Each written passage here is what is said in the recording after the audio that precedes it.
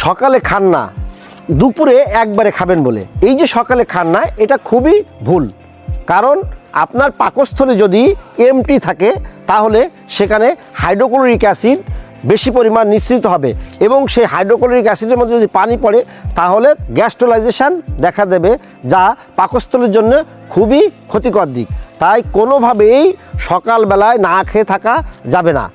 অবশ্যই সকালে কিছু হালকা খাবার হলেও খেতে হবে। আর সকালে যে হালকা খাবারের মধ্যে রয়েছে চিয়া সিড, আপনি রাত্রেবেলায় ভিজিয়ে রেখে সকালবেলায় সেবন করবেন, সাথে একটা ডিম এবং কিছু সালাদ।